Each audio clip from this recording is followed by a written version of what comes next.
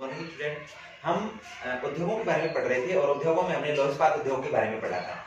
आज हम पढ़ते हैं एल्युमिनियम उद्योग के बारे में। देखो, अगर एल्युमिनियम उद्योग की हम बात करें तो इसकी शुरुआत जो है जेके नगर पश्चिमी बंगाल से 1937 में होती है।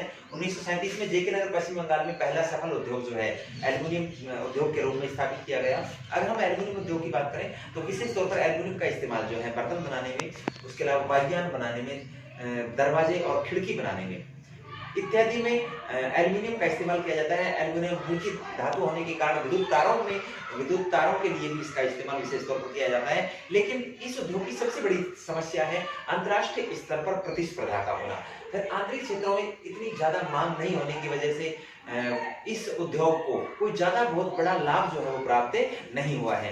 एल्युमिनियम उद्योग के लिए अगर हम कच्चे माल की बात करें तो कच्चे माल के तौर पर इसमें बॉक्साइट का इस्तेमाल किया जाता है और बॉक्साइट को एल्यूमिना विधि द्वारा एल्युमिनियम बॉक्साइट से प्राप्त किया जाता है। अगर बॉक्साइट उत्पादन की हम बात करें तो उड़ीसा जो है वो उड़ीसा का कालाहांडी और संबलपुर जो क्षेत्र है वो सबसे ज्यादा मात्रा में बॉक्साइट का उत्पादन करते हैं। इसके बाद हम बात करते हैं सीमेंट उद्योग के बारे में। सीमेंट उद्योग के बारे में मैंने आपको बताया कि इसकी शुरुआत 1904 में चेन्नई से होती है, लेकिन वहां ये उद्योग जो है वो सफल नहीं हुआ। सफल उद्योग की शुरुआत 2012-13 में कटनी मध्य प्रदेश से हुई। उसी समय पोरबंदर गुजरात में भी एक सीमेंट उद्योग स्थापित किया गया टाटा एंड सन्स के द्वारा।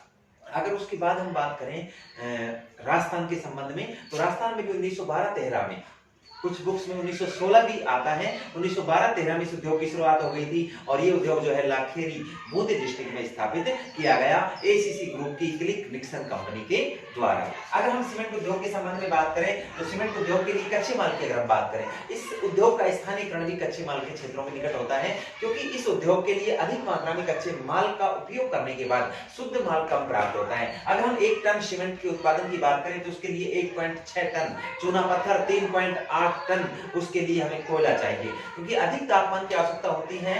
चूना पत्थर को 1600 डिग्री सेंटीग्रेड तापमान पर क्या करना पड़ता है, गर्म करना पड़ता है। तो उन ताप भट्टियों के अंदर कोयले का इस्तेमाल होता है। यानी 1 टन सीमेंट बनाने के लिए 1.6 टन चूना पत्थर, 3.8 टन कोयला, 0.38 टन मैग्नीज की आवश्यकता होती है, जिप्सम की आवश्यकता होती है। और इस का इस्तेमाल, मैंने यहाँ मैग्नीज लिखा है, जिप्सम की आवश्यकता होती है और इसका इस्तेमाल करके जो है वो सीमेंट तैयार की जाती है। अगर सीमेंट उत्पादन की बात करें तो तमिलनाडु, मध्य प्रदेश, आंध्र प्रदेश, राजस्थान, गुजरात और कर्नाटक भारत के प्रमुख राज्य हैं जो सीमेंट का उत्पादन करते हैं। इसके बाद हम बात करते हैं सूती वस्त्र उद्योग के बारे में। सूती वस्त्र उद्योग के बारे में मैंने बताया कि इसकी शुरुआत फोर्ट क्लास्टर में 1818 में पश्चिमी बंगाल से हुई, लेकिन ये उद्योग वहां असफल रहा। सफल शुरुआत 1854 में होती है मुंबई से, जब कावस डाबर नामक एक पारसी व्यापारी ने मुंबई में पहली सूती वस्त्र मिल स्थापित की। अगर सूती वस्त्र उद्योग के बारे में हम बात करें तो संपूर्ण औद्योगिक उत्पादन का 14% उत्पादन जो है सूती वस्त्र उद्योग से प्राप्त होता है।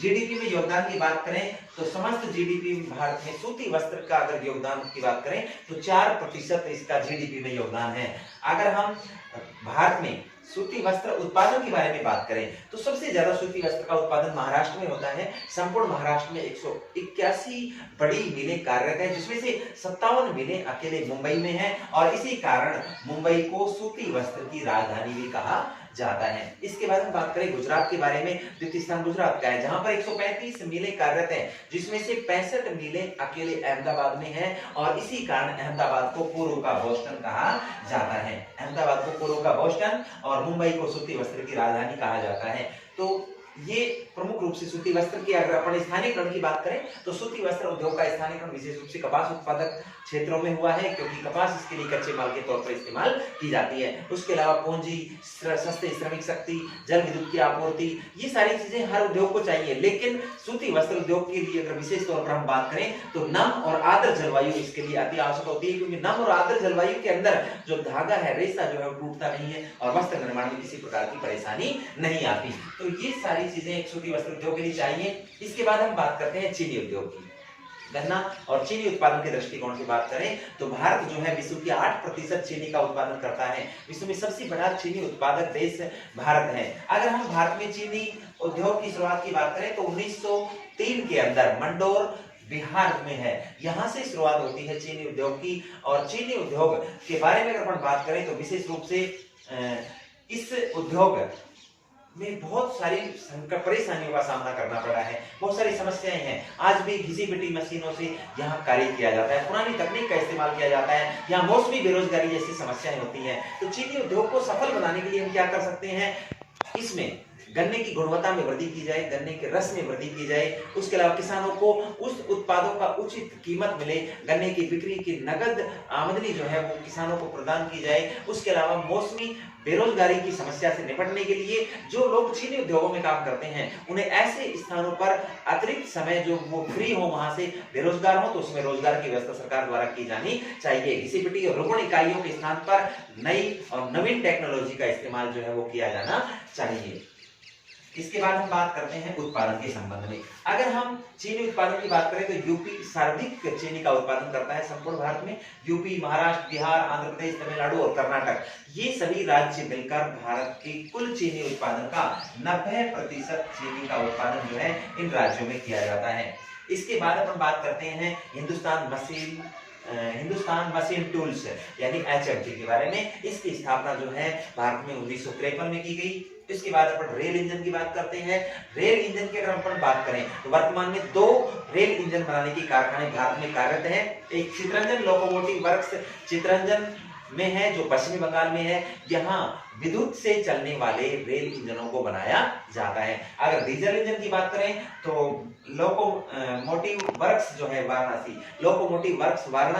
में डीजल के इंजनों को बनाया जाता है। इसके बाद अपन बात करते हैं सूचना प्रौद्योगिकी के बारे में। IT यानी इंफॉर्मेशन टेक्नोलॉजी, सूचनाओं का इलेक्ट्रॉनिक माध्यम से संप्रेषण और आदान प्रदान जो है वो सूचना प्रौद्योगिकी की श्रेणी में आता है। अगर हम भारत के संदर्भ में देखें तो सूचना प्रौद्योगिकी के क्षेत्र में भारत विश्व के अग्रणी देशों में आता है। अगर भारत के संबंध में बात की जाए तो बेंगलोर जो है उसको सिलिकॉन वैली के रूप में जाना जाता है और भारत की सूचना प्रौद्योगिकी का हब जिसे अपन कह सकते हैं, केंद्र जिसे कह सकते हैं, वो बेंगलोर है, जहां से विशेष रूप से सूचना प्रौद्योगिकी का विकास संपूर्ण भारत में हुआ है। तो भारत की सिलिकॉन वैली जो है वो बेंगलुरु को कहा जाता है। इसके बाद हम बात करते हैं अंतिम टॉपिक के बारे में, मेक इन इंडिया। अगर मेक इन इंडिया की बात करें, इस कार्यक्रम की शुरुआत भारत में 25 सितंबर 2014 को की गई। इस कार्यक्रम के तहत भारत को मैन्युफैक्चरिंग हब बनाने और उत्पादन बढ़ाने के दृष्टिकोण से उद्योगों को सक्षम, मजबूत बनाने और अपने पैरों पर खड़ा करने, औद्योगिक इकाइयों की संख्या में वृद्धि करने और औद्योगिक उत्पादन में वृद्धि करते हुए भारत को आत्मनिर्भर बनाने के उद्देश्य से 25 सितंबर 2014 को देश में प्रधानमंत्री नरेंद्र मोदी द्वारा मेक इन इंडिया कार्यक्रम की शुरुआत की गई। तो ये सारी चीजें भारत के उद्योगों के संबंध में मैंने आपको बताई। इसी के साथ ये जो टॉपिक जो है वो यही खत्म होता है। नेक्स्ट क्लास में अगले टॉपिक की बात करेंगे। धन्यवाद।